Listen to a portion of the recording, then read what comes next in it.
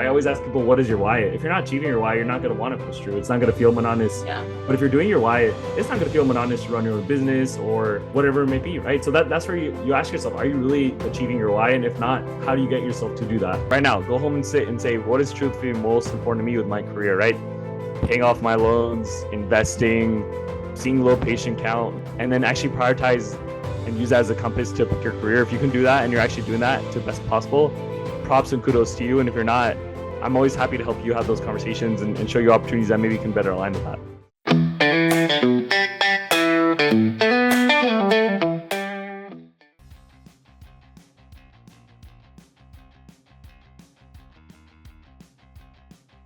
The only thing worse than being blind is having sight but no vision. A quote from Helen Keller. Hello everyone, welcome to Nerdy Optometrist, a podcast channel for all things optometry and eye care, and this is your host, Ukti Vora. Before we dive into yet another amazing episode with one of my friends, please don't forget to subscribe to my channel and follow and listen to all the other episodes on your favorite platform. With that, it's a pleasure to introduce a co-podcaster, a colleague, an optometrist, a friend that I've known for a while, Dr. Jasdeep Soni. He's an optometrist, an entrepreneur, a recruiter dedicated to helping optometrists build successful and fulfilling careers. He's a founder of Eyespy Talent, an optometry recruiting and consulting firm, and is also a part of the Depth Perception podcast. A huge shout out to a fellow podcaster, as well as if you haven't checked out the Depth Perception podcast, please do, because they definitely have some amazing conversation we all can learn from. Dr. Soni works closely with optometrists across the country on career development, hiring, and practice growth. With that, a very warm welcome to the Nerdy family. Thank you. You forgot to say that my secret nickname is the geeky optometrist. What do you think about that? I wanted you to mention that. I just wanted you to have something to add as well. Okay. Right. Okay, we'll do it just for this pod. I'll be the geeky optometrist just for the podcast here. Love that. And I'm sure you are definitely a geeky optometrist. Otherwise, I don't know how you do everything that you do. But before we get into the details of it, I want to step back and learn about your backstory. How did you get into optometry? Was it an accident? Was it something that you had planned? For me, it was an accident. I didn't even know optometry existed as a career. So I just want to hear about your story. Yeah, I know. Something that sounds like such a simple question for something we focus on majority of our day can be quite complex sometimes. For me, coming out of undergraduate, not knowing where I wanted to go, maybe having some familiar pressures, societal pressures, healthcare was definitely encouraged. And so with optometry, after shadowing some doctors, I saw there was a lot of, entrepreneurial business, potential with being in optometry. And so that guided me to apply to optometry school while pursuing working in sales, actually, between my gap year between undergrad and optometry school. And I loved being in sales. I was an account executive. I used to sell IT services. And I realized, some of these passions, dreams, careers, they're not just black and white. You're an OD. You have to see patients, right? Like these things can be, there's a spectrum of like what your skills are and how you can apply them. And so what I love about sales is really just about helping your clients find their needs just like we do with patients. And so I realized I'm going to go to optometry school and kind of apply those passions and combine them. And so throughout optometry school, being someone who's into networking and being more marketing and sales focused, always wanted to reach out and collaborate and work with different companies. Shout out to the Defocus Media podcast and others. And so through that and networking and meeting individuals like yourself, it's been fun networking. And then that's where, after practicing for up to 6 years here and seeing California and other states, there's a huge need for knowing about where jobs are that are open and knowing about what jobs to take based on your goals. And I think a lot of us sometimes, it's just like when we're deciding a partner or dating, it's hard to prioritize what are the main things that are important to us. And so I realized a lot of our community needs guidance from an individual who is a connector. And so that's where I started Eyespy Talent. And I've loved it and it's been great. Yeah, I think connector is the key word. And I think what you also mentioned is so important. When we think about optometry or eye care or even just healthcare, we think about, okay, we need to learn about the clinical stuff and that's pretty much it. But that's not really the reality, right? It's about marketing, it's about sales, it's about branding yourself. And now with so much is expected from a doctor to kind of establish your practice digitally as well as while you are seeing it like in person. I think there's a lot that goes into having this mindset of looking things beyond just the traditional care or like one-on-one connection. So I think this is very interesting on how you already joined optometry with the thought process of thinking of a broader spectrum. I think that's fantastic. So when you talk about Eyespy Talent, right? I really want to know, like, did you have any other name? Because names are like very interesting stories.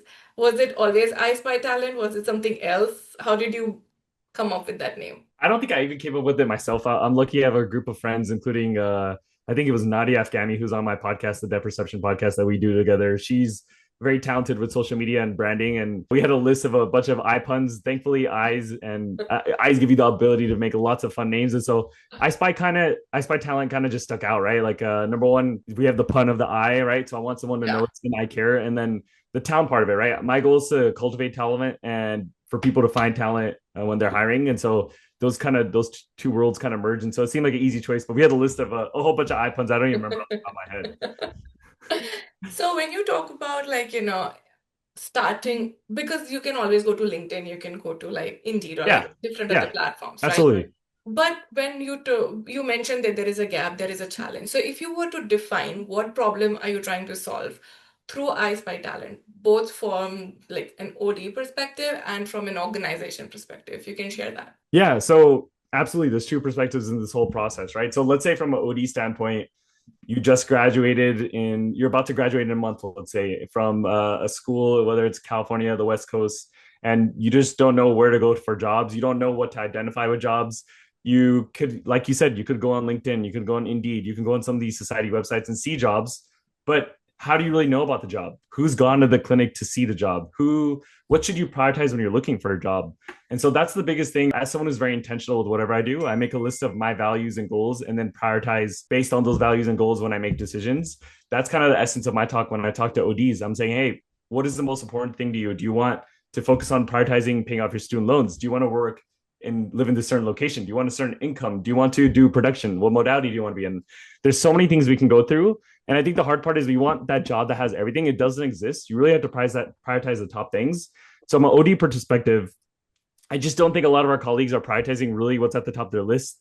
They're swayed because when you go to school or when you talk to the colleagues, maybe they say corporations are bad, or I need to make sure I have a retirement plan because I won't be able to invest in my own, or I need to live where my family is from because that's what I'm comfortable with. So I think there are distortions and there are things that ultimately don't lead us to a happier life. So for example, a lot of my jobs, the colleagues I help, are in remote areas. So they maybe offer ten to $30,000 more per year per job. So let's say you made $15,000 more by going to a more remote location and you did that for 5 years. After taxes, whatever it may be, let's just say you made $50,000 to $100,000 more. That's something you can put right away to your student loans, your house, and that has a compounding effect that when you get to retirement, when you're building your wealth, it has a huge effect, right? Not only that, you can also have more time to travel. You can work 4 days and still produce as much. So that's where my goal is, just on an OD perspective, help you identify your goals better. From a office perspective, I think a lot of what I do is not having the ability or the time to find leads or ODs on your own to connect with. But there's also a vetting process. A lot of people are capable of finding and connecting with ODs, but they want someone who fits their goals so that they just don't leave up in a month. They are potentially a partner and they want to vet a certain personality. And so that's where the human side comes with it, with being a connector. Right. No, I think that's very true. Sometimes we don't look at the bigger picture and we might stuck to like one thing that you have probably just seen and you're comfortable with. But someone like yourself who is giving them all these options and helping them think and calculate and put the math together of how like a small shift or working in certain location for maybe a couple of hours can help you with some your bigger goals versus your immediate short-term goals. So I think that's very, very interesting and important at the same time. So I really want to understand, like based on your experiences, the conversations you've been having with these new grads or even existing optometrists, right, who might want to shift their careers or shift something, right? What are the biggest mistakes you see people doing when they're trying to kind of make these kinds of decisions? I think over prioritization of location. I think a common thing I hear is I want to live in Orange County, LA, San Francisco, and those places are great. They have great food, they have great places to stay, great restaurants. I think from a Monday to Friday basis or Monday to Sunday basis, you're probably going to the gym, you're going to Chipotle, you're whatever, you're going home to your family. Going to those nice places are great, but as an OD, does that really help you with other bigger goals, maybe building a family, building wealth, building a practice? Not necessarily all the time. And so I think it's over prioritize the location of where someone is picking a job. That would be one of the biggest things I would throw out there. And then what about like clinical practice versus going to industry? Because you briefly mentioned people might have some negative feelings about it, or they might have heard it's not a great place to work with. But I know personally there are quite a few ODs who work closely with industry. So what are your thoughts there? And what do you advise people on those topics? So two things I was kind of touching upon how like maybe people have a negative perception of being like in a corporate environment. So if you're working in a lens crafters, Target, Costco, that kind of thing. And I think that's where sometimes school or other influences may recommend that that is against or may not lead to ultimate happiness with being simplistic. But I think that's where it goes back to your goals again. I know plenty of people like myself. I don't want to mentally necessarily be challenged when I work at a Costco. I don't want to be mentally challenged. I want to make high rates and mentally challenge myself with being an entrepreneur. Or I know people who want flexibility with being, a parent and they want to make higher rates, or they want to just be in a more straightforward clinic, right? So again, it goes back to your goals.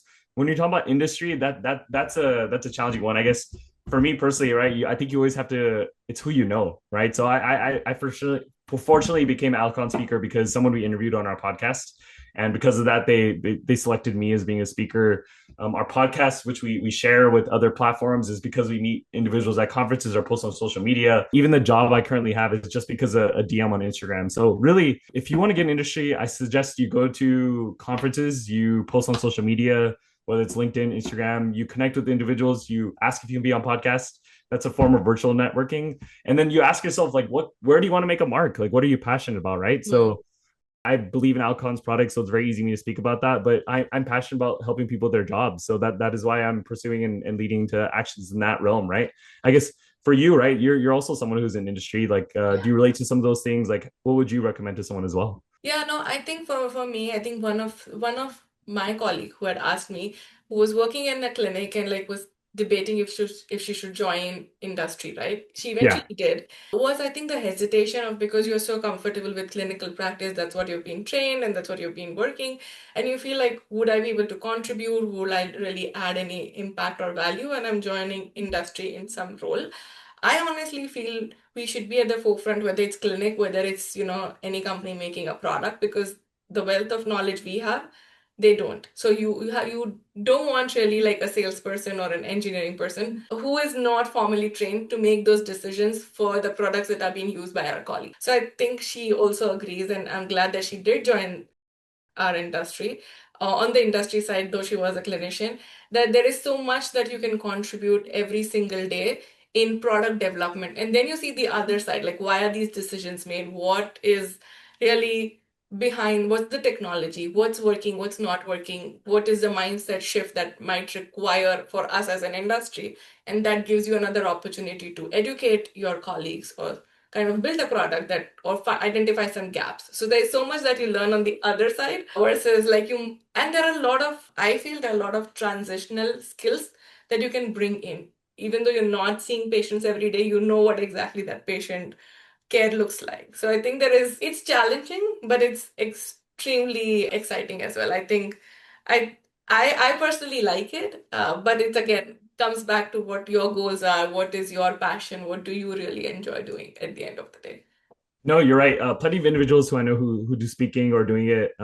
Those days that they're in clinic, it inspires them to be better in clinic, and see those patient cases or connected to industry. When they do that one talk, it makes those days go by a little quicker. It gives them passion that they're able to speak about it and connect about it. I mean, we're humans. We want to be around people. We want to share ideas. That's a whole fun part about it. So no, highly recommend, and just brainstorm. What do you like? What products do you like? Walk up to that company, email them, see how you can be speaking for them. Yeah. And exactly as you said, like you can start, you don't really have to be part of the company. You can still do clinic and start with doing some speaking engagement with them and start there and try to understand what that culture looks like. But you rightly mentioned about like working and working in a practice as well as having your own entrepreneurial business and a podcast.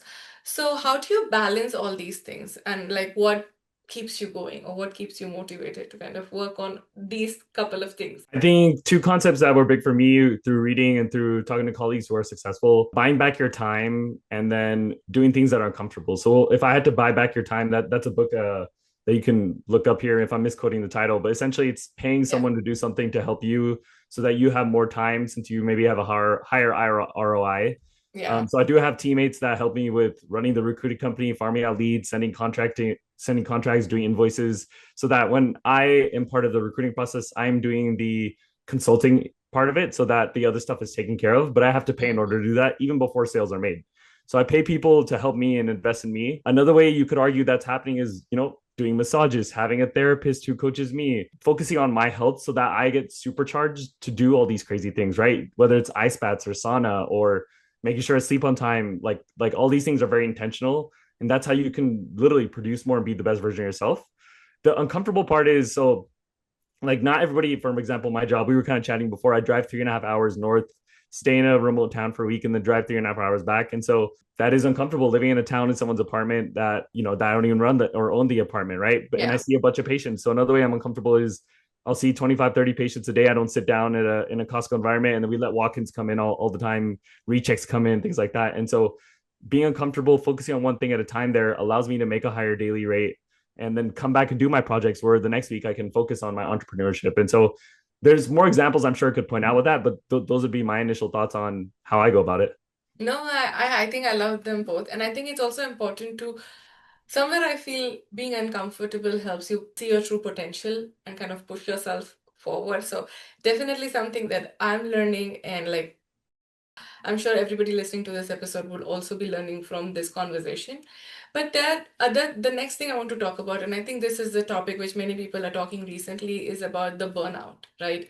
You mentioned like you're traveling 3 hours like one way every week. You can do it. Honestly, if it was me, I can't do it with my family. Just thinking about it is exhausting. But that's my personality and that's how I manage. But tell me about how do you manage your burnout, or do you do something intentionally to make sure that you're prioritizing things? Burnout's easy, right? I mean, you go to school, you get these loans, you're probably not sleeping, you're probably not as happy, and then you come out, you want to celebrate, you want to live your life a little bit. And then you realize maybe things are a little bit more simplistic, especially if you're at the same spot and doing the same thing for a while. And maybe that your focus in other parts of your life, whether it's building your family, building a house, other parts. So then maybe your job feels a little monotonous. And so I have plenty of colleagues now that I graduated 6 years out here who are feeling that way.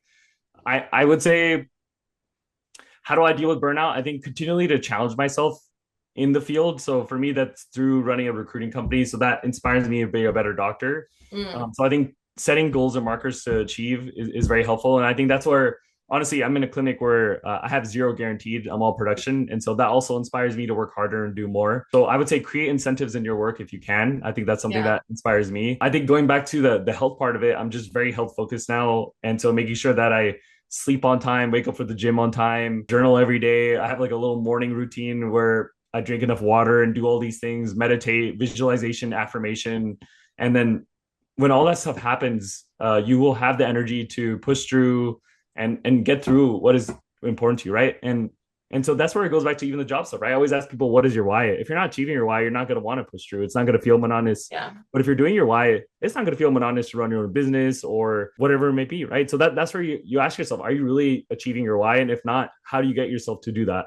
And so for me, I am doing that, right? Like seeing patients, I can't say is the most fun thing to do. Fortunately for me, I love talking to ODs. And so by being an OD, by seeing patients, even though it's not something that's the most fun thing to do, I know I'm going to be better about making recommendations for jobs Yeah. because I'm still an OD. I still have the OD title, right? So that pushes me to go through, and that fills my cup. That's my why, right? And so that's what I ask everybody, even you, if you want to share yours. Like, you're obviously doing the podcast. Do you feel like, what is your why play in all this? Yeah, no, I think for me, my why is I think very similar to yours, to constantly contribute to the community and stay connected.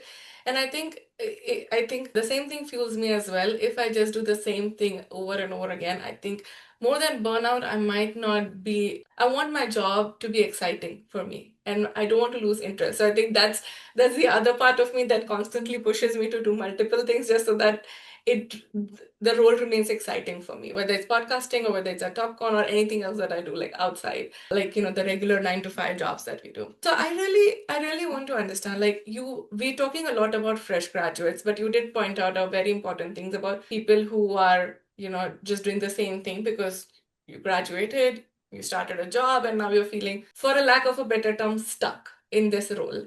So how does I Spy Talent, or you, or your, like, how do you help even those established ODs to find a new role and kind of navigate something that's important for them? It's very similar in concept. I revisit the why question, and we just Mm, have to reevaluate it in a different sense. For new ODs, they have a certain perception, of course, but as an experienced OD, you've probably been in an office or multiple offices, so you have a little bit different of a perspective, and you may have other things that are tugging at you, which is determining your why. Maybe other factors, maybe other family mates, other people that depend on you, right? So that changes that conversation, but the concept is still the same. For what is your why now, I want to help you achieve that goal. And so that's where Eyespy Talent can do it, right? We have openings not just for young graduates, we have openings for even experienced ones. If anything, experienced ones are able to negotiate more, and everybody wins in that situation. And so still the same concept. It's just different whys, honestly, what I see when I'm talking to the ODs. So one OD may say, hey, I have to pick up my daughter at 5:30 p.m. Or one OD may say, I want to be able to produce a certain amount. And so this is what I have to do, but this is what I'm willing to do. I have another OD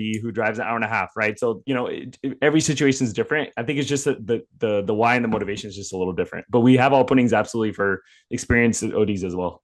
Okay, yeah, I mean that's something that I wanted to kind of highlight as well, that it's not just for fresh graduates. Of course, they need more support, but sometimes you might just need a sound bowl or a colleague who's been in the industry, like yourself. You've been there for like 6, 7 years, and now you're like, how can I help, or how can I reach out to you and discuss, like, hey, I feel stuck.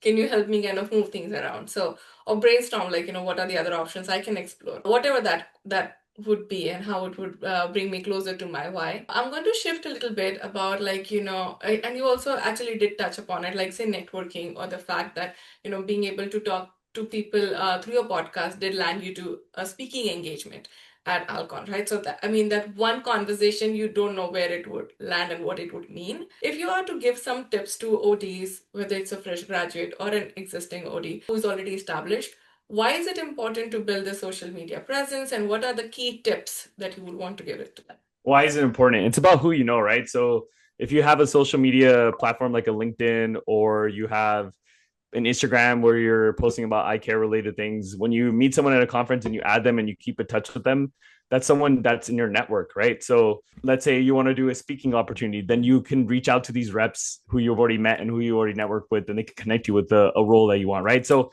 tips I would give, I think we all understand networking is important, right? Tips that I would say, if it's uncomfortable for you, anytime you go to a conference, anytime you meet someone new, get their card and add them on LinkedIn and Instagram. And whether you post once every 3 months is not a problem. I think make that a simple goal for yourself. I'm going to post once every 3 months about something career related. I'm going to add someone on LinkedIn, whether they're a rep walking in my office or there's someone at a conference, even if I didn't say much. And I think that's like a great starting point for you. And then just ask yourself, like what we're talking about with the career stuff, right? Just ask yourself, what is your why? So if you want to become a speaker, then start messaging people about being a speaker, start going to talks, start talking to your reps, right? I think the rep thing is super unutilized too. They want to help us as well, and they have needs too. If you can think of a win-win situation for both of those, that would be another tip I would give. But it doesn't have to be super complex. With just make a LinkedIn anytime you meet someone, add them, and then try to do a career post every 3 months. I love all of that, and I can attest to you from, like, being someone who has been on the industry side. We are always looking for new KOLs. So if someone is interested, they definitely should reach out to their reps, talk to the reps, and I cannot agree more that how underutilized that connection is. So if they can just, like, connect to the reps, reach out to people on LinkedIn. Every company is always looking for KOLs. Of course, there could be different type of KOLs depending on different projects that people are looking for. Some could be where you want an established KOL, but they also started somewhere. So it's all about, you need to really start and be there to kind of begin with. And I already actually use your tip of not really carrying the business card, because I realize at the end of the day, it's so hard to kind of keep a track of them. So I always just go in and, like, if I meet someone new, I just add them on LinkedIn, scan my QR code, and be like, okay, I just drop in a message right there. So then I don't have to remember the cards and, like, find them at the end of the conference. It's so easy, and people want to help, especially in our industry. And if people do want to give back, they get energy from helping as well. So like, don't think you're draining someone. People do want to help, and think of how you can provide value for the other person too, right? So I have dinners with reps all the time for contact lens companies or ophthalmology clinics. And so I'll be like, hey, how can I help you, right? Like with your goals for advertising your company, right? And there's ways to help everybody win, really. Honestly, that's the whole point of all this. Yeah. I cannot agree more. Okay, I think we've talked a lot about, like, different topics about Eyespy talent, recruiting, and stuff, but I'm going to go into a game segment, which I call it Eyespy, yes or no. Okay, so I'll be asking you certain situations, just because we're talking about recruiting and recruitment and stuff. I'll share a few situations. Your answer should be yes or no, just to kind of educate people on what to do and how to behave in certain situations. Okay, so we're going to start very simple, and I'm just going to throw in a couple of situations for you to share. What would you advise? All right, Let's so do it. let's get started. The first question. A new grad accepts a job offer without asking or seeing a full contract first. No, Oh, definitely look at the contract so you can negotiate. perfect. An OD shadows a practice owner just for a day before committing to a partnership opportunity. I would say that's not as guaranteed of a no, because if you're seeing all the numbers, the contract, and you did shadow for a day, I don't think that's a bad thing. Now, if there's a way to be there longer, fill in the office, be there more than a day, great. But actually, I wouldn't be as strongly no about it. Okay, so maybe. Okay, Maybe, all right. if that's an Uh, option. we can put this in. This is a game for us to kind of learn Yeah, from yeah. it. So for sure, maybe. A burnout OD keeps pushing through because they don't want to be seen ungrateful when they really got like the first role. No, because eventually they're just going to collapse. They're not going to be able to see the patients. They're not going to be happy. They're going to want to leave. They're going to not be able to keep doing it. Right. Insanity is literally doing the same thing over and over, and they'll burn out to the point where they can't do it. So no, that's not okay. They need to communicate. What about it is causing the burnout? Are they seeing too many patients? Do they feel like their production's not high enough? Do they need some vacation time? They need to, for the betterment of the clinic and for patient care, communicate what's bothering them. Yep. Mhm. And OD turns down a lower paying job offer without considering the mentorship culture that's available within that practice. So if someone turns out a job offer for a mentorship, I don't think that's a bad thing. I had an OD recently who's like filling in at 4 private practices, took a lower rate just so she can learn about private practice and can develop on herself.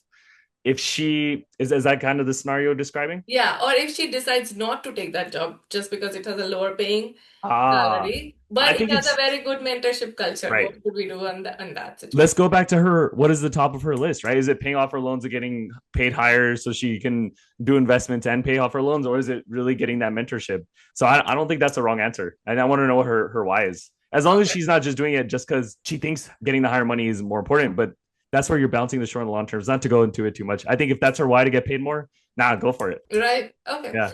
A new graduate asks a senior OD for a coffee just to learn. No gain, no agenda. Yes, no. Hell yes. Hell yes. That's I'm sure we have done that. that is a learning opportunity, whether it's a personal, professional one, to get perspective on your own career years down the road where you're not even at. There's only victories that can come from there, whether it's you learn what to do or what not to do. If you don't even respect this person, right? Oh man, I don't want to be like this person. What do I got not to do, right? So that's a hell yes. Yeah. Okay, last one. An OD waits until they are miserable to start exploring other career options. The best time to look for a job is when you have a job, not after you're ready to leave the job. So hell yes, it's time to start looking for a job before you get burned out.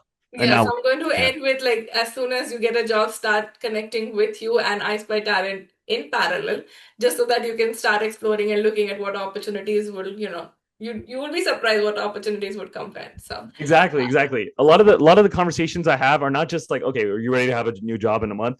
It's kind of like, okay, tell me where your goals are, and then we work through it. It's a lot of coaching and mentoring. And even if you're not ready yet, this is where if you give me those information, I can create those opportunities that exist by you just exploring what's out there. And then I think it's always good to see what's truly out there, right? Like a lot of people demand X, Y, and Z, but X, Y, and Z may not exist, or maybe it does and you don't know, right? That's where yeah. having those conversations is used to have. Yeah. Absolutely. I think this was a great game segment of I Spy Yes or No. And we definitely know yes, no, and maybe as well, which we included during the game. But I would like to wrap up this episode with a final takeaway message that you might have for all the listeners. My final takeaway would be reiterating some of the points that we discussed. So I think don't be afraid to be uncomfortable. Ask yourself what you truly want and what is your why and your story. And I think if you can do that, like right now, go home and sit and say, what is truthfully most important to me with my career, right?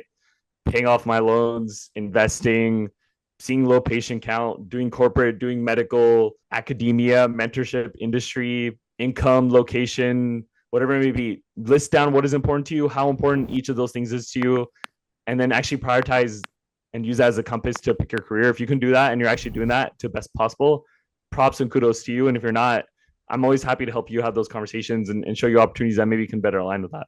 Yeah, absolutely. And I think one thing to add to what you're saying is your why can change. So don't be shy It of will. It where you will. started and where you want to go. So it's always an evolving why, and I think that's very important. I have my why, but I think because of you, I might focus back on it and make sure that I'm aligned. But thank you once again for spending this time and sharing everything that you do and inspiring us. I'll be dropping Dr. Soni's LinkedIn in the description along with any. I would highly recommend people to reaching out and just connect with him. It doesn't mean that you're doing something. Just networking and connecting is extremely valuable. So please do check out the description, do check out Eyespy Talent, and do connect with Dr. Soni because I'm sure he's a wonderful person to connect with and you'll learn a lot. Yes, would be happy to do one of these like what is your why sessions with you and just talk through. And that's where a lot of ODs are really enjoying that conversation. And yeah, we're I Spy Talent on Instagram, and you can put that in Google and catch our website, or you'll get my calendar link right there. So yeah, excited to help you all. Love that. Thank you once again, and again, a very warm welcome to the Nerdy family. Thank you. Thank you.